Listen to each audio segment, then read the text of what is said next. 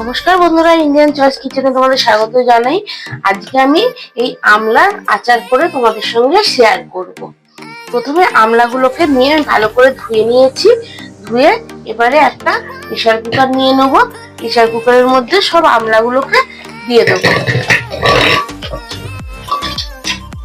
আমলাগুলোকে দিয়ে এর মধ্যে অল্প একটু নুন আর একটু হলুদ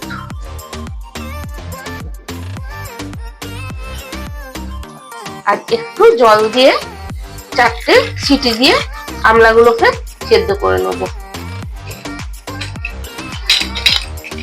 এখন শীতকালে আমলকি খুব ভালো পাওয়া যায়, ওই জন্য নানা রকম আমলকির মোরব্বা, আমলকির আচার করে রেখে দিলে সারা বছর এইটা আমরা খেতে পারি।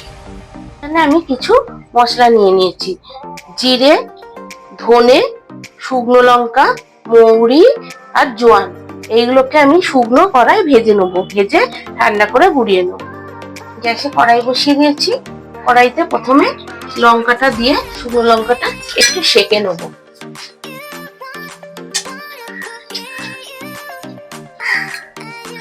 আমলকি আমাদের শরীরের পক্ষে খুব ভালো। আমলকি প্রচুর পরিমাণে ক্যালসিয়াম থাকে।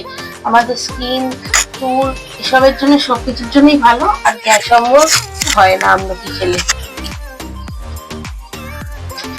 সারা বছর তো আর কাঁচা আমলকি এমনি পাওয়া যায়, কিন্তু এই আমলকির আচার করে রাখলে সারা বছর জুড়ে যদি একটু করে খাওয়া হয় তাহলে খুব উপকার।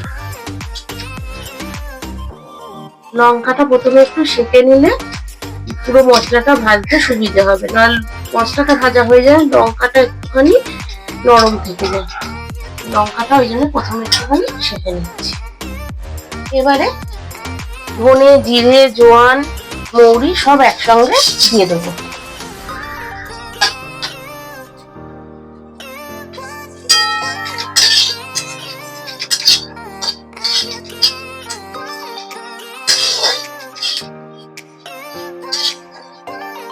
মশলাগুলো হালকা কালারটা চেঞ্জ হয়ে এলে আর সুন্দর একটা গন্ধ বেরোলে গ্যাসের ফ্লেমটাকে অফ করে দেবো।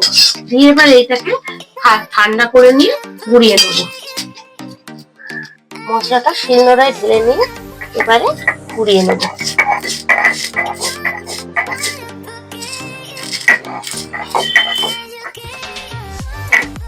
এবারে মশলাটা গুঁড়ো হয়ে গেছে।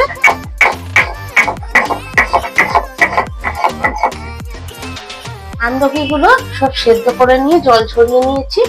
নিয়ে এবারে এক একটা আমলকিকে এরকম হাতের সাহায্যে এরকম ভাবে খুলে, এরকম করলে দানাটা বেরিয়ে আসে। এরকম ভাবে সব দানাগুলোকে পার করে নিতে হবে। এরকম পোয়ার মতন খুলে যাচ্ছে। এরকম করলে এই সব কটা আমলকি এরকম ভাবে দানা বার করে নেবো। আমলকিগুলো নুন আর হলুদ দিয়ে সেদ্ধ করে নিয়েছি। হলুদটা দিলে আমলকির যে কষটা, একটা কষা ভাব থাকে, সেই কষা ভাবটা কেটে যায়। কেউ যদি চায় হলুদটা নাও দিতে পারে। কড়াই বসিয়ে দিয়েছি। কড়াইতে অল্প করে একটু তেল দিয়ে দেবো, 1 চামচের মতো। তেলটা গরম হয়ে গেছে। তেলের মধ্যে এক টুকরো শুকনো লঙ্কা আর একটু সর্ষে ফোড়ন দিয়ে দেবো। ফোড়নটা ভাজা ভাজা হয়ে গেছে। এবারে এর মধ্যে আমলকিগুলো দিয়ে দেবো।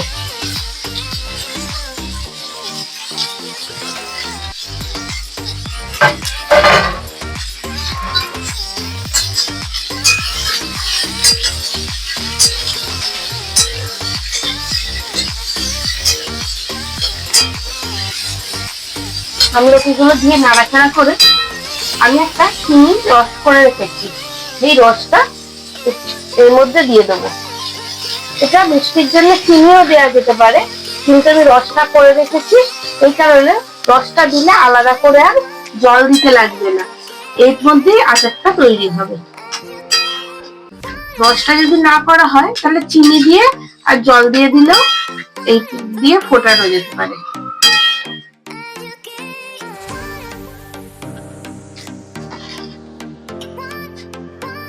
আমলকি গুলো সেদ্ধ করার সময় আমি নুন দিয়ে সেদ্ধ করেছি, আর যেহেতু জলটা ফেলে দিয়েছি নুনটা কমে গেছে, ওই জন্য এখন একটুখানি বিট নুন দিয়ে দেবো স্বাদের জন্য।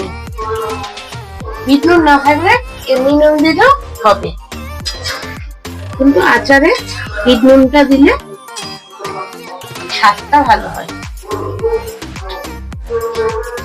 এবারে এইটাকে ভালো করে ফুটিয়ে নেব।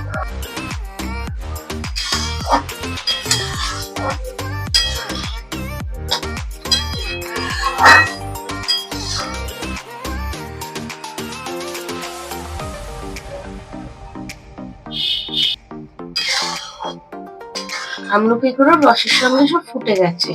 এবারে দেখো ঠিক থিকনেসটা এরকম হবে। এবারে গ্যাসটাকে অফ করে দেবো। এবারে আমি আমলকির মিষ্টি আচারটাকে একটা কাঁচের বলে ঢেলে যে মশলাটা প্রথমে করে রেখেছিলাম সেই মশলাটা দিয়ে দেবো। দিয়ে একটু ভালো করে নাড়াচাড়া করে নিয়ে এই আচারটা একদিন কি দুদিন একটু রোদ্দুরে দিয়ে একটা কাঁচের জারের মধ্যে রেখে দীর্ঘদিন ধরে খাওয়া যাবে।